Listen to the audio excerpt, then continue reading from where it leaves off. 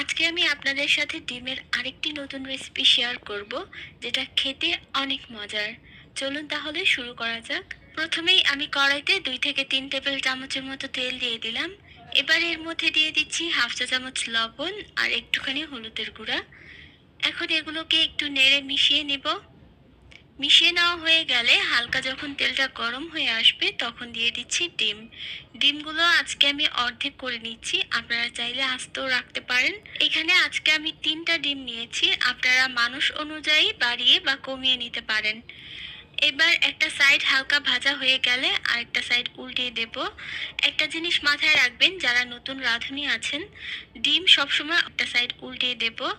একটা জিনিস মাথায় রাখবেন, যারা নতুন রাঁধুনি আছেন, ডিম সবসময় অল্প আঁচে ভাজবেন, তাহলে ফুটে উঠবে না।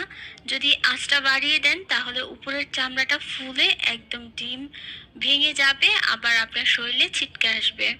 তো যখন দুইটা সাইডই ভালো করে ভাজা হয়ে যাবে, দেখুন কালার চলে এসেছে, ঠিক এই পর্যায়ে আমি ডিমগুলোকে উঠিয়ে নেব।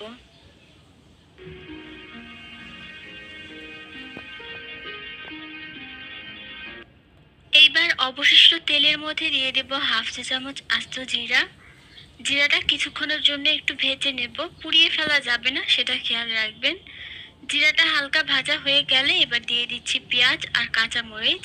এইখানে 3টা মিডিয়াম সাইজের পেঁয়াজ আছে আর অনেকগুলো কাঁচামরিচ ফালি করে নিয়েছি, প্রায় 6 থেকে 7টা হবে।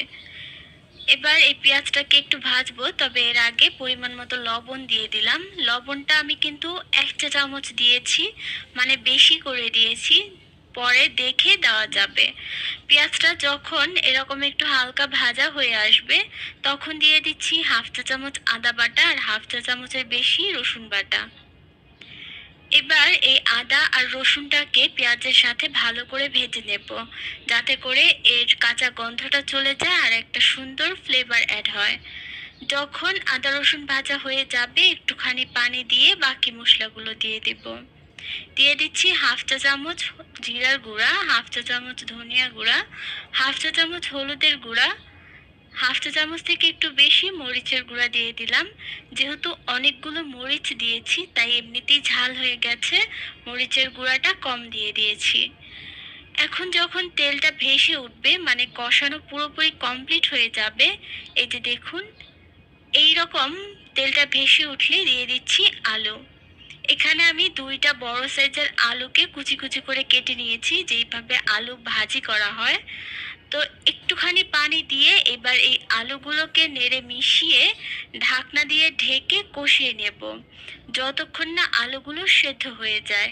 ঢাকনাটা খুলে একটু পর পর এভাবে একটু নেড়ে দেবেন, এতে করে নিচে লেগে যাবে না। আবারও ঢাকনা দিয়ে ঢেকে রান্না করছি। একটা পর্যায়ে দেখবেন নিচে আলুগুলো লেগে যাচ্ছে, ঠিক এইরকম দেখুন নিচে আলুগুলো লেগে যাচ্ছে। আর আলুগুলো যেহেতু চিকন চিকন করে কাটা, তাই এগুলো সেদ্ধ হতে সময় বেশি লাগবে না। যখন আলুগুলো সেদ্ধ হয়ে যাবে তখন পরিমাণ মতো ঝোল দিয়ে দিচ্ছি। ঝোলটা এমনভাবে থাকবে যাতে আলুগুলো ডুবে থাকে। এখন সেই ডিম যে ভেজে রেখেছিলাম সেগুলো দিয়ে দিলাম। ঢাকনা দিয়ে ঢেকে রান্না করব 5 থেকে 6 মিনিট। 5-6 মিনিট পর এই আলুগুলো আর ডিম পুরোপুরি কমপ্লিট হয়ে গেছে রান্না। এখন বাকি যে জিনিসগুলো সেগুলো দিয়ে দিচ্ছি। দিয়ে দেব বেশি করে ধনিয়া পাতা কুচি। ধনিয়া পাতাটা যদি না থাকে তাহলে